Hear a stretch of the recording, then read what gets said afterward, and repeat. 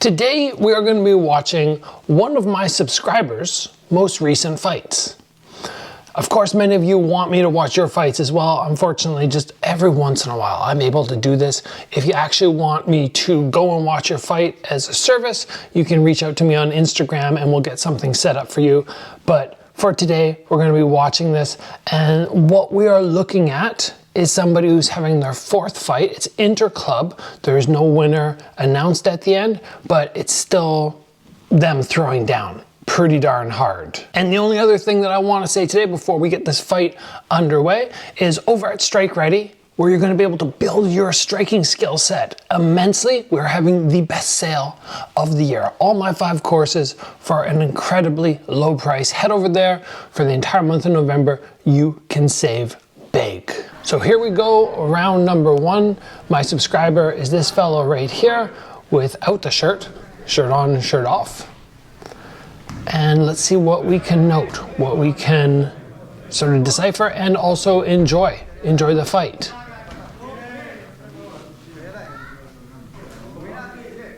So the first thing that I note, and let's pause right there.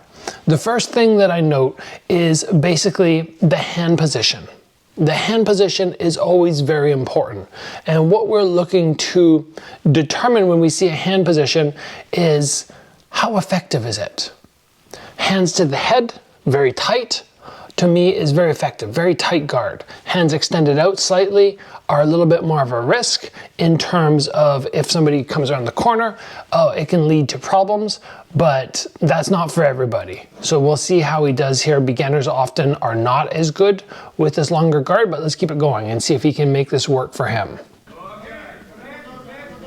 Some in-tight clench. Learning to off-balance your opponent is difficult. You need to understand how to do that, and that's something that we cover in Strike Ready Takedown.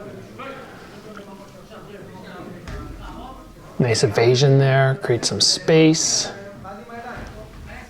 On those low kicks, those inside low kicks, it's very important to understand the range and to get your head slightly off the center line or keep something in between. I didn't like how those low kicks were a little bit too risky. Oh, nice little sharp elbow from the inside there from his opponent.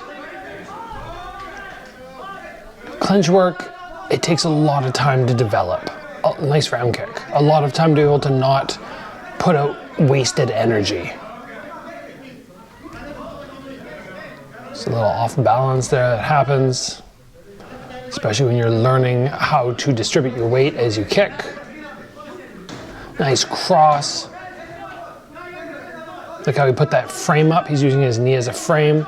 That's a nice move. So even though it's only the fourth fight of this gentleman who we're watching today, he has the understanding of some good techniques like framing out to prevent knees from being fired in.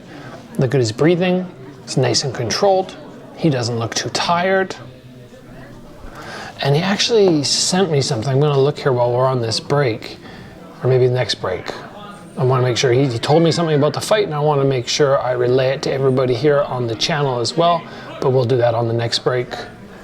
Nice inside lows there. Oh yeah, lifted the knee up, and when you go to throw a front kick or something, you have to make sure that your hands are in the right position, especially as you're a beginner and you're trying to learn distance. So that one was just him misjudging distance, being out of position. His opponents are really trying to take advantage of that left hook, but aside from that takedown, he did a very good job mitigating possible damage.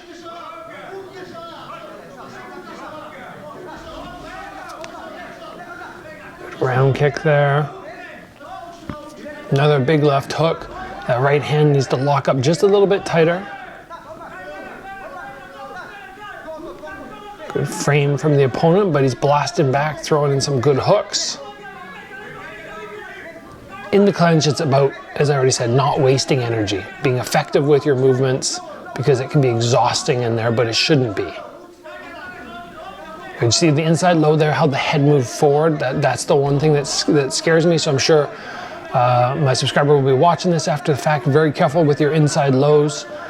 Don't let yourself walk into punches as you try and execute that. Good pace now though. They're really back and forward, back and forward. Head's a little high again with that lead leg up there. Just jamming that distance on that front kick. Oh, once again, good second round. Let's see what he said. I want to get this right. To give you some context, one of the things I struggled with throughout the fight, I kept slipping into this kind of automatic mode where I wasn't thinking, adjusting, creating shots, openings, or setting up. I was basically reacting without really being present, and my skill level dropped because over 50% because of that. If you could talk about this aspect and how to train it, that would be amazing. We'll do that after this final round.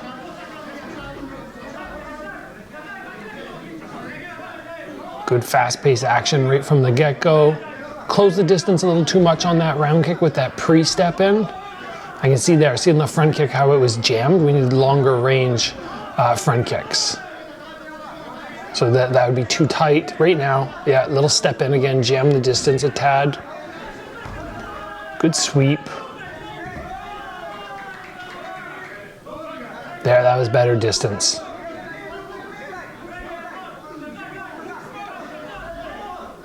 And yeah, we'll touch on the automatic thing, how your body goes into autopilot and why that happens and how you can go about minimizing that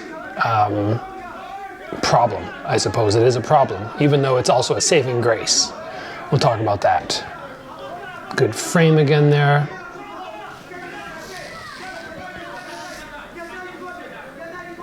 Nice cross.